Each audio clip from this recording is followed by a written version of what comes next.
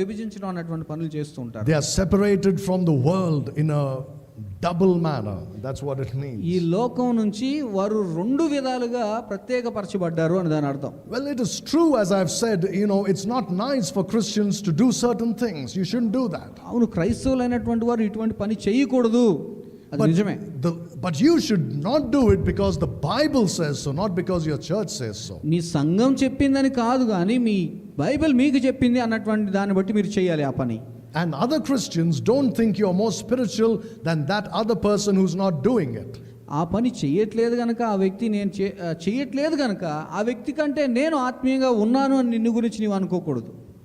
There are so many things in the Bible that tell you that God will judge you for doing that.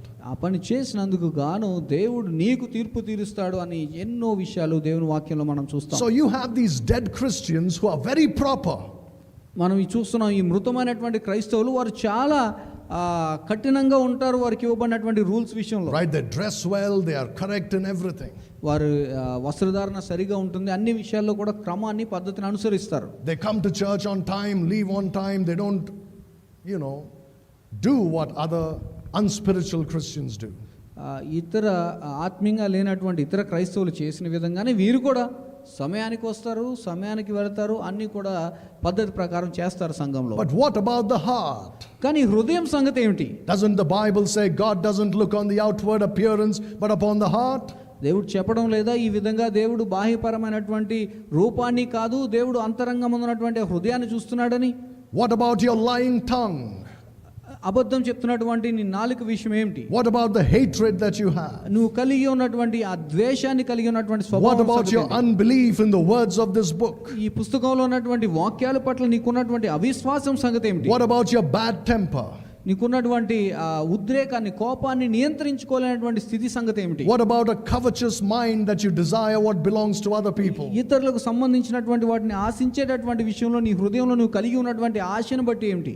What about the love of money that you harbor in your heart? నీ హృదయంలో ధనము మీద నీకున్నటువంటి ప్రేమ సంగతి ఏమిటి? What about the laziness that you have? నువ్వు కలిగి ఉన్నటువంటి ఈ బద్ధకం సంగతి ఏమిటి? What about the whining and the complaining and the griping that you indulge in? ఇతరుల మీద ఫిర్యాదులు చేయడము లేదా సనగడం, కొనగడం, ఇటువంటి పనుల సంగతి ఏమిటి? These are all kinds of things that will not help you even if you are dressed very well. నీవు సరైనటువంటి వస్త్రధారణ కలిగి ఉన్నప్పటికీ హృదయంలో ఇటువంటి విషయాలన్నీ ఉంటే ఏ విధంగా నీవు ఆత్మీయంగా జీవిస్తావు? Jesus had a title for such people. అటువంటి వారి కొరకు యేసుక్రీస్తు వారు ఒక టైటిల్ ఇచ్చారు. You know what that is? ఏమన్నా తెలుసా? Can anyone tell me? ఎవరైనా చెప్పగలరా? That's right.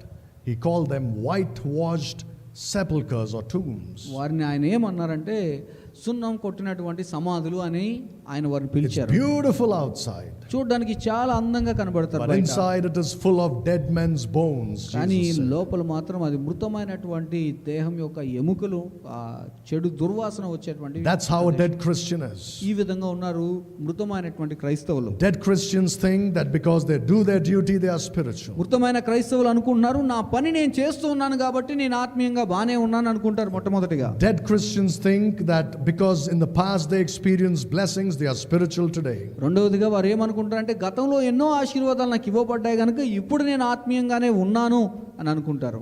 Dead Christians think because they follow some good standards they are spiritual. మూడవదిగా మృతమైనటువంటి క్రైస్తవులు వారు పాటించేటువంటి ప్రమాణాల విషయంలో రాజీ పడకుండా కరెక్ట్గానే ఉన్నారు కాబట్టి మేము ఆత్మీయంగానే